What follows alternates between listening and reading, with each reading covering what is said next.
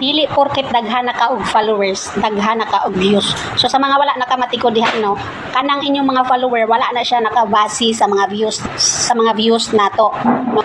Dili mao na gali ako ang gingon no, dili porket daghana jud kag followers, daghana jud kag views kay nakita ninyo na.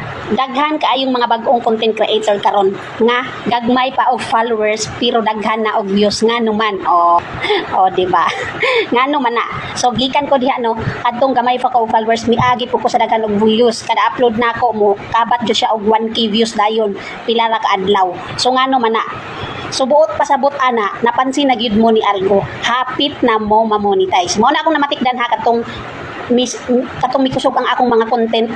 Pila ka bulan ato siyang mikusog kada upload na ako maabot siya og 1k views, no? Abot siya 1k views tapos pila ka bulan na monetize nako. So mao na akong namatikdan kay ako nakita karon nga kusog jud ang content, pero gamay pa siya og followers. So sa ako lang maingon no, buot pasabot ana, pila na lang ka bulan mo labay, ma-invite na gyud na siya ana sa content monetization. Sa ako ra pud laging namatikdan, no, bahala mo di ako unsay namatikdan ninyo diha. Basta sa ako namatikdan mauna, basta hapit na ka ma-invite, mo kusog ang imuhang content. Now you know. So karon, di ba?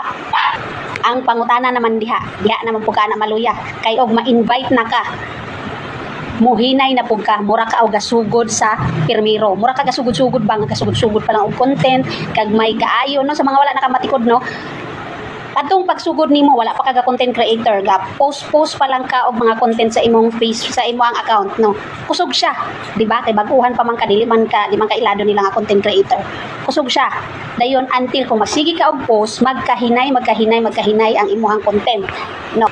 Until kung di ka mo surrender no, mukusog na pod siya, mukusog o para ma-invite na ka sa mga tools no.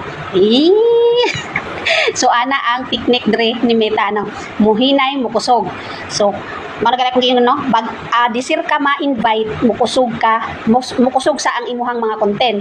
Ma-invite na ka, muhinay na pod siya, mura na pod ka og gasugod sa pirmiro, hinay na pod kaayo ang imuhang mga content. So now you know. So ingon ana no, so ambot lang kay mao nagali no, until karon sukad nga na-invite ko atong July, August, September, 2 months na consistent pero hinay pa rin. Hinay ra gyapon atong mga content. Wala pa ko nakasulay nga mikusog siya sukad adtong na-invite ko. Sakto ra, tama ra sa akong hinaguan. Tama ra sa akong hago ang akong mga views.